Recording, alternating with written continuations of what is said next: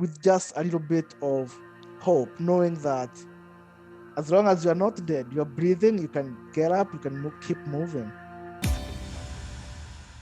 So, a couple of months ago, I found on Instagram this company called Safari and Smiles.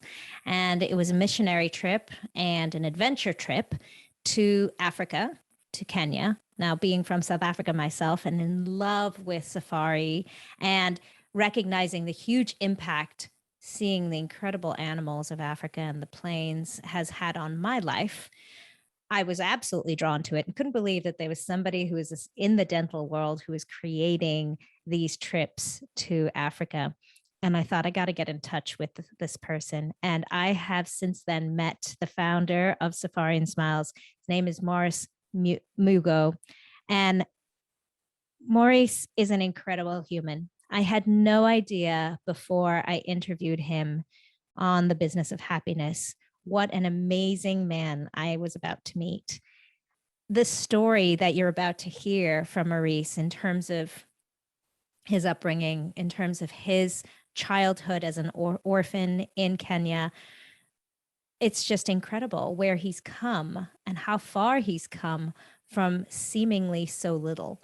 And his perspective on human kindness and on abundance and opportunity available to all of us is simply inspirational. In this podcast, you'll hear his story of how he came from nothing to move to the United States all on his own by simply having a dream and asking and having confidence in the kindness of humans, even when he was seeing the very worst side of humans and watching people die in front of him. He's never given up hope in terms of the goodness and the kindness of the people he meets. It's just incredible to hear this human spirit, to see this incredible sense of abundance, even from a place of seeming lack. I absolutely am blown away by this man. I cannot wait for you to hear this interview. Please join me in welcoming Maurice Mugo. Hello, and welcome to the Business of Happiness podcast. I'm your host, Dr. Tarryn MacCarthy, and today is going to be a spectacular day because we have with us Maurice Mugo, who I am so excited to introduce you to. He is the CEO and owner of Safari and Smiles, and that is how I found him. And I'm so glad to be in touch and in connection with you, Maurice. Welcome. Thank you so much, Dr. Talin. I'm super excited to be here on your podcast. I've listened to your podcast before. I never in my wildest dreams thought I would be on the podcast one day. So thank you I'm so much for honored. your time. Thank you. Well, making your wildest dreams come true is exactly what your whole life has been about, Maurice. I mean, I'm not surprised at all because you seem to make the impossible come true. Can you tell our audience a little bit about your history, where you're from, share with us your story of your origin, and then how you got to where you are today? All right. So I was born in a little village in the slopes of Mount Kenya in eastern Kenya. In eastern Kenya, in Eastern Africa.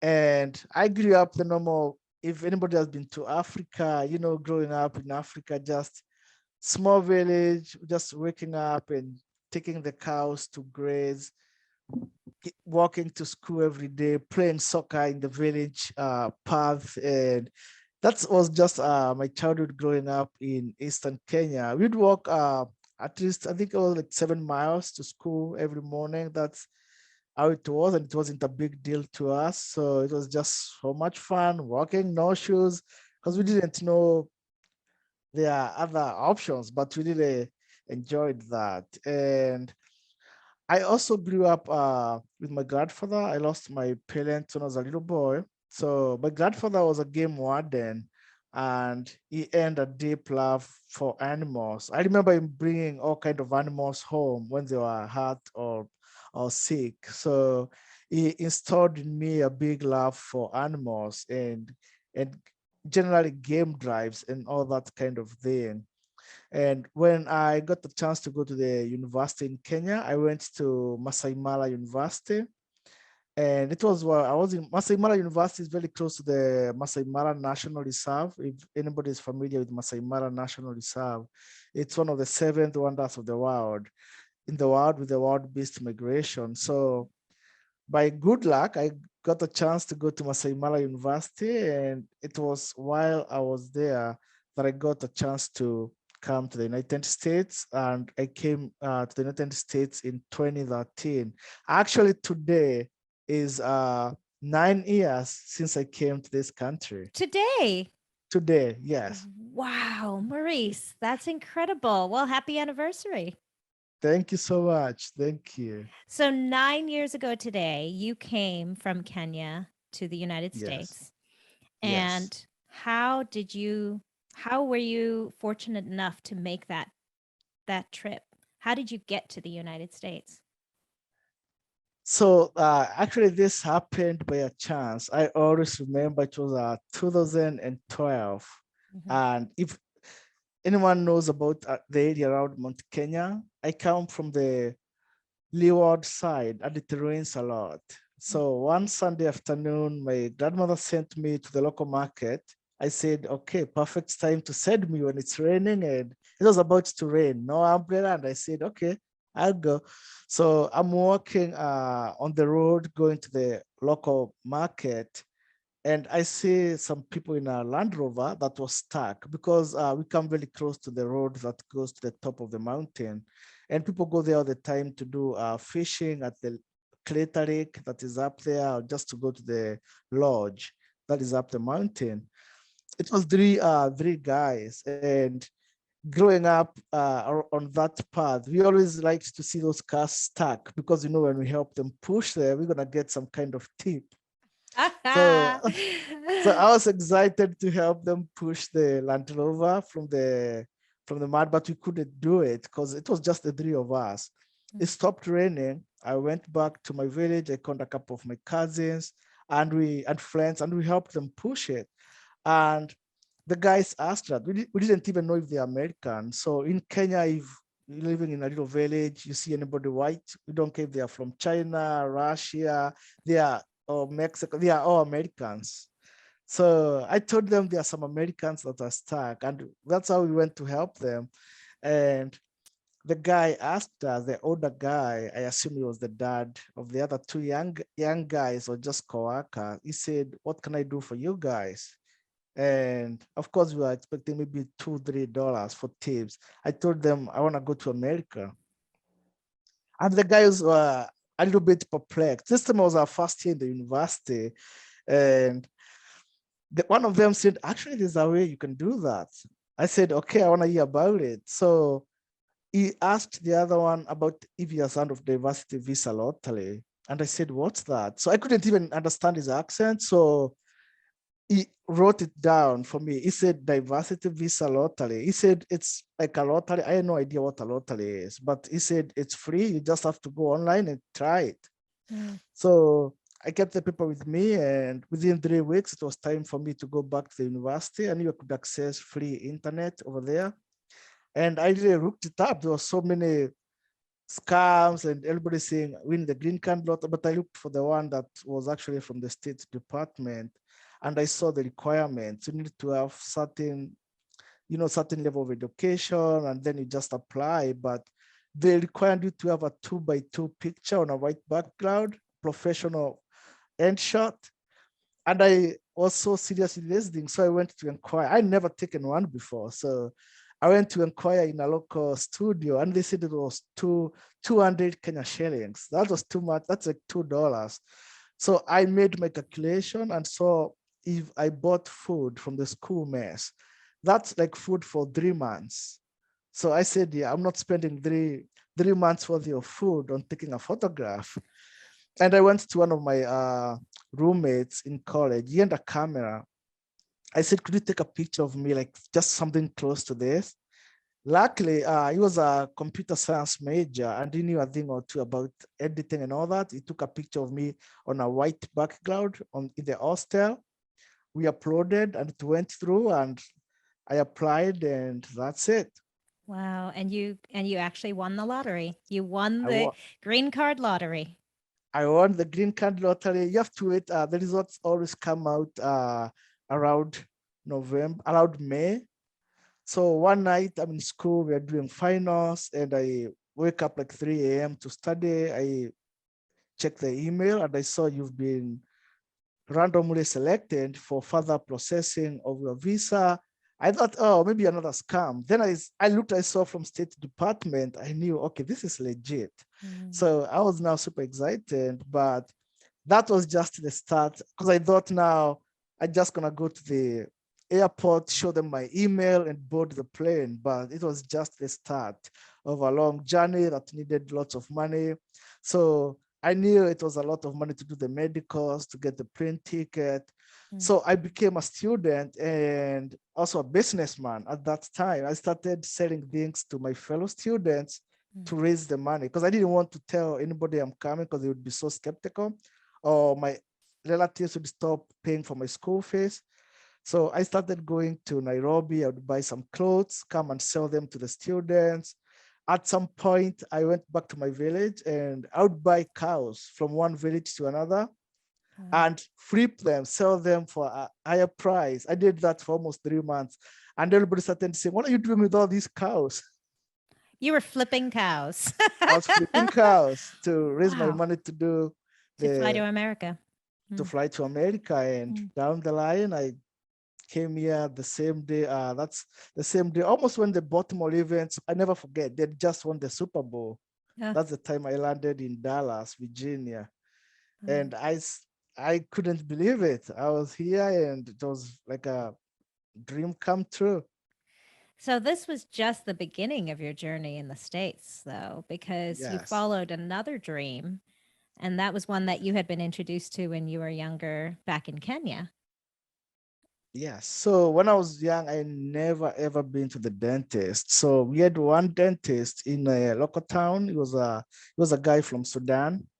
I never forget. He was almost 7 foot tall, and I went in to get an extraction or something, and he gave me a palito shot. So I was like, okay, that feels weird. And I said, can you see my mouth? Is my mouth still there? And I said, okay, I'm gonna use the bathroom. And I got outside. So it's these practices where you go, the bathroom is separate from the actual clinic. So you have to walk a little distance because they are sharing the bathroom with other businesses. So I guess he saw it in my eyes that I'm not coming back. So I stepped outside, and as soon as I was out of that door, I took off faster than a fighter jet. I was gone. Because you didn't understand the feeling of numbness in your mouth from the Yes, anesthesia. I was thinking, is my Ah. mouth there? Am I gonna live all my life feeling like this? So I was so worried that my mouth gonna feel like that forever. And then this guy is like 7 foot tall, is just looming over me. I'm thinking, oh my God, today's the end of my life. And I took off. I was able to go back later on, and he's a very friendly guy. And I started because he was in the church. So you'd invite missionaries or people like on a mission trip.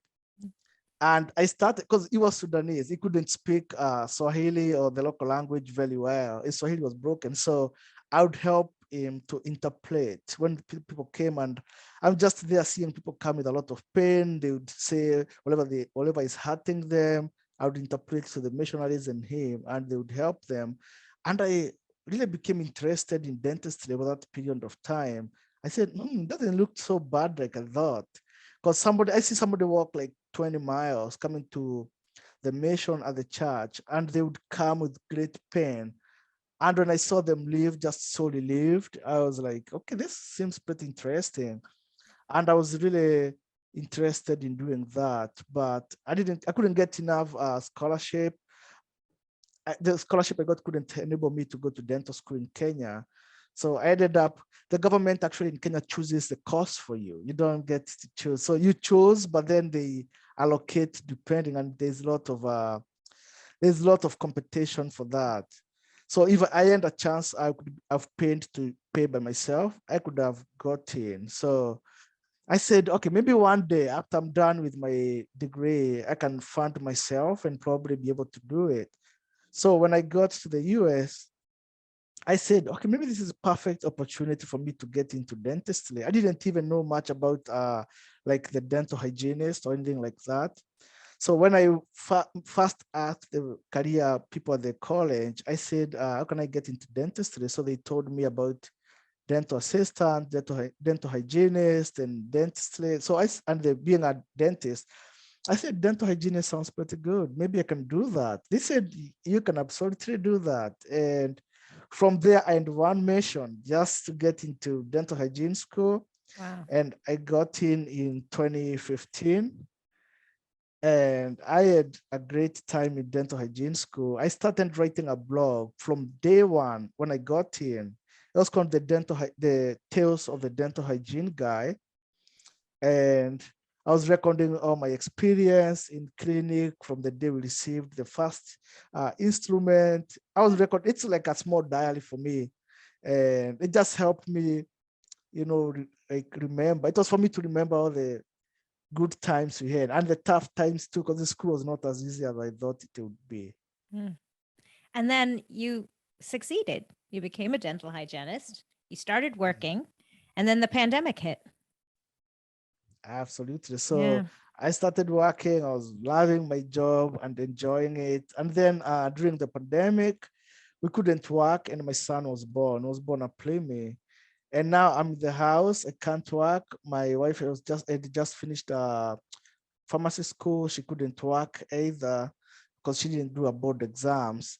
And I thought, okay, maybe I could revisit my old passion for safaris. Maybe I could even help people who are in dentistry do safaris, and we could do continuous education credits when doing the safaris. And also, it could give me an opportunity to give back to the people back home.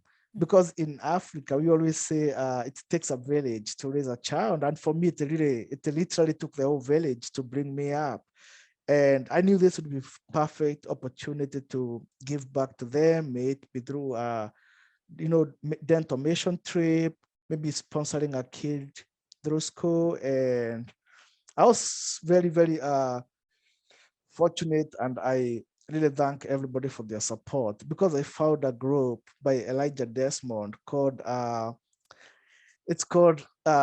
in the Up. I posted my idea and I got an overwhelming response and support from people. And within maybe 3 months from the time I posted, I was actually able to get help to build a classroom back in Kenya. We built a classroom, we put like 20 kids through school. And then I said, it's not enough for these people to just give me money. I'm sending it home and they don't even see what's happening. Maybe I could take them there to see how people live in Kenya, to see how fortunate they are to be living here.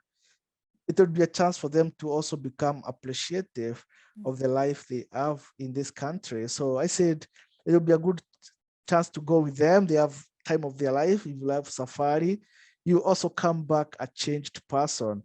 So that's when we started planning our first trip. It was very uncertain trip because it's during the COVID. We don't know what's going to happen.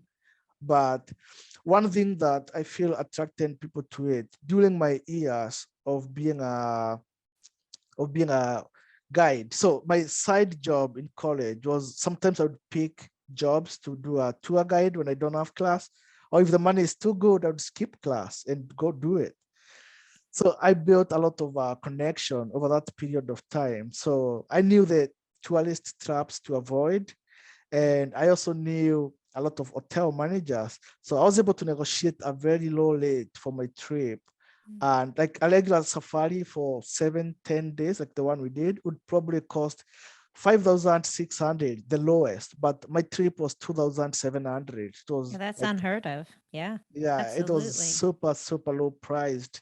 And that also attracted lots of people. And we planned it with a lot of uncertainty, but people are very hopeful, and it happened. Last year, November, we did the trip with 50 dental hygienists, dentists, their families, their friends, and we had the time of our life in Kenya. That's amazing. Thank you. One of the things that attracts me to your story is this repeated theme of having a dream, having a certainty about it, and then just coming across an opportunity and taking a chance, taking a leap of faith. I just am so fascinated with your ability to just take a chance on something. You know, every time you applied for a lottery, for the green card lottery, or you just put yourself out there and asked those Americans in the Land Rover if they knew how you could get to America. I mean, making these enormous requests of the people around you and then just being available for them to come to you. Have you always had that attitude that you're just courageous enough, or is it that you are so sure that your dreams will come true that you're just confident enough to keep asking? If you're listening to this podcast, chances are you didn't get into business to be miserable. The problem is that people feel that if their business gets busier, if they start becoming more successful, that happiness will eventually set in. But it can actually get worse. This is why I created the Business of Happiness Prosperity Coaching. In this one-on-one coaching, we look at how to redefine success on your terms and re-find the joy and the passion in your dream. Visit me at thebizofhappiness.com and become the happiest business owner you know. You know, I feel like there's so much good in the world. If only you are able to ask other people and also be willing to try and fail. So these are just some of the things that have gone straight for me. I've tried so many things that never even worked, but I never give up. So I've always thought we are always told, oh, be so worried of strangers. If you see strangers, don't go near them, they're gonna kidnap you. So, but for me, I've always thought it's always good to ask.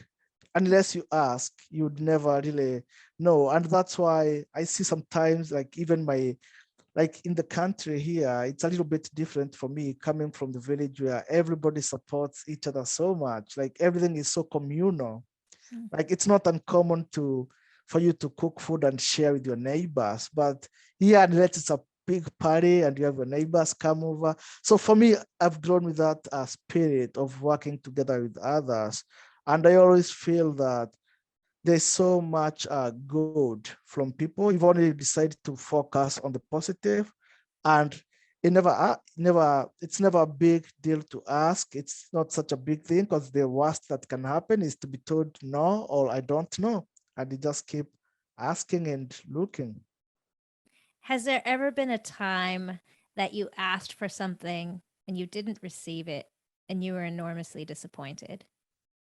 Several times, but the one that stands out to me is I was in the university, and my friend and I we shot a documentary about post-election violence in Kenya. So it was a documentary it was a competition for university students to shoot a short documentary. Great. And whoever won the documentary could have won school fees for the rest of their stay in school. I was the first year, and we teamed up with a good friend of mine. In Kenya, there was a big post-election violence in 2007, and a lot of people were displaced and killed. And Kenya has been a very peaceful country. So this was just like very, very big thing to happen. And it was very sad.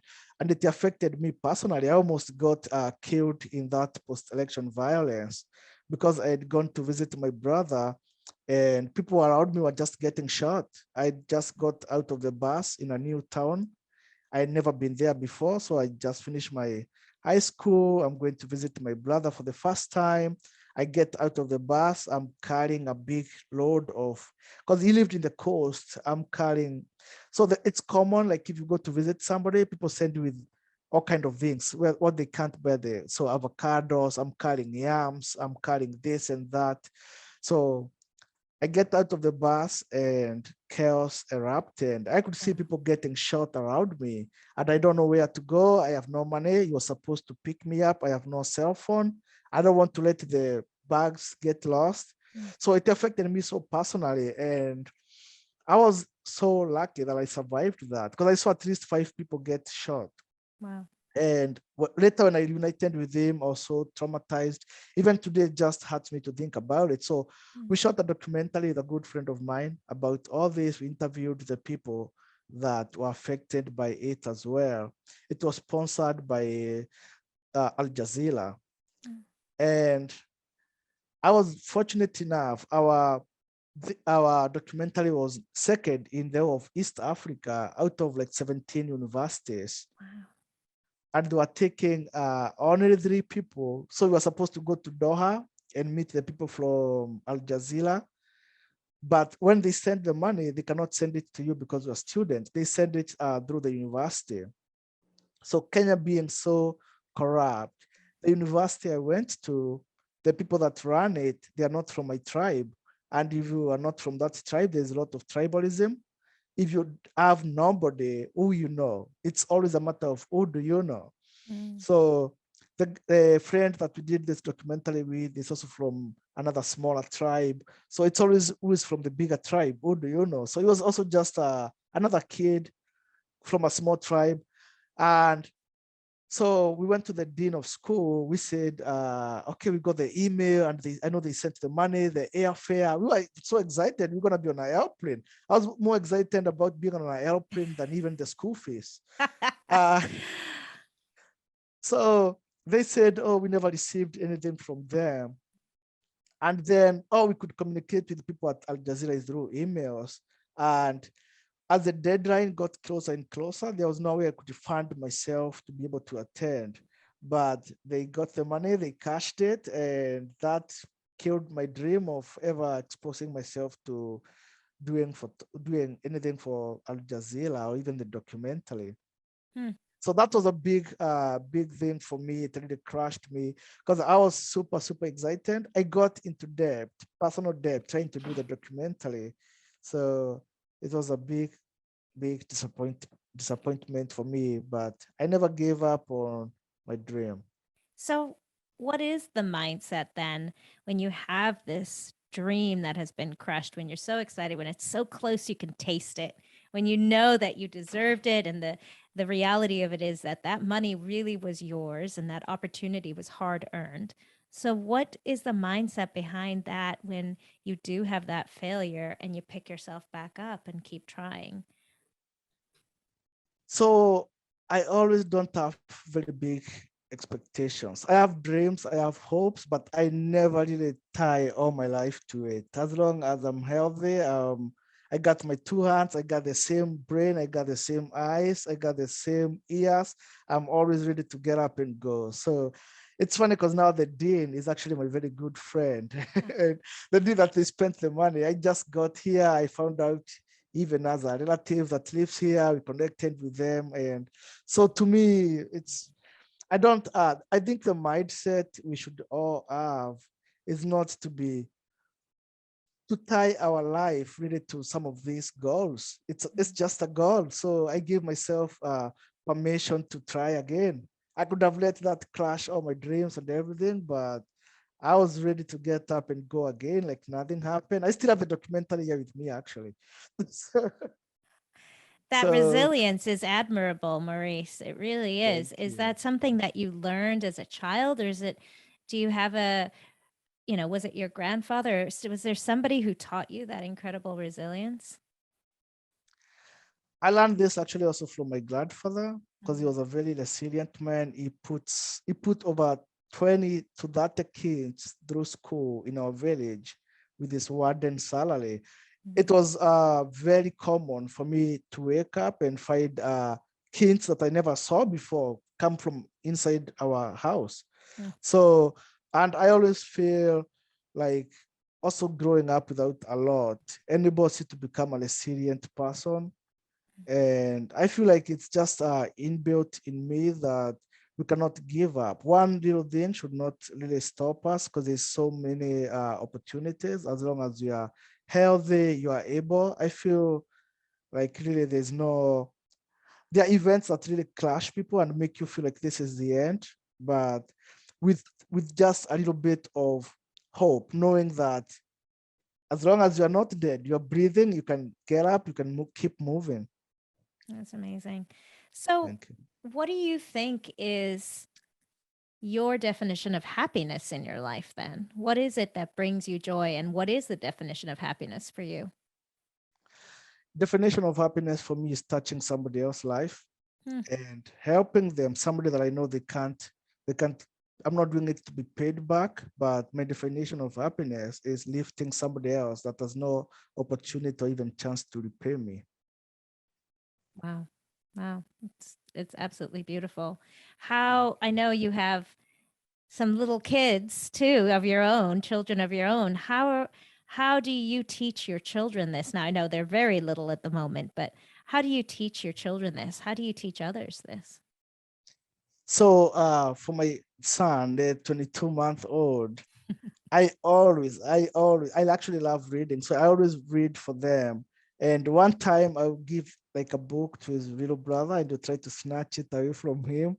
So I tried to teach him that if your brother has a book, don't snatch it away from him. He has a ton of books. So I just go to the pile, I get another book and give it to him. Now everybody has a book. You don't have to snatch it from your brother.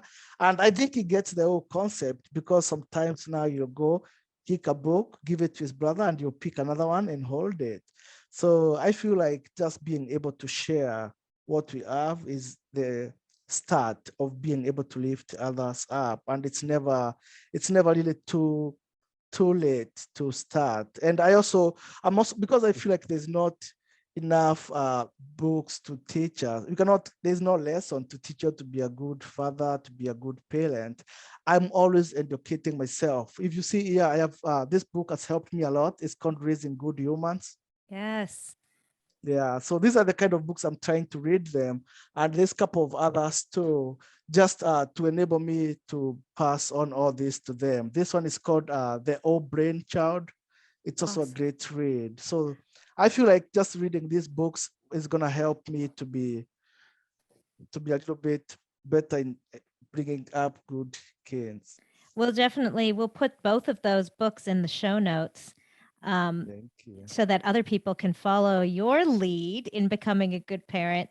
Absolutely. I have to just honor you, Maurice, because the fact that you could come from what we consider in the United States such a background of poverty, really. You really, without Yes. shoes, growing up and Yes. sharing with one another in such a beautiful way, and having instilled in you such a sense of abundance. When you Thank give you. away one book, pick up another one. There's always Yes. opportunity. When one opportunity falls through, there'll be another one waiting for you.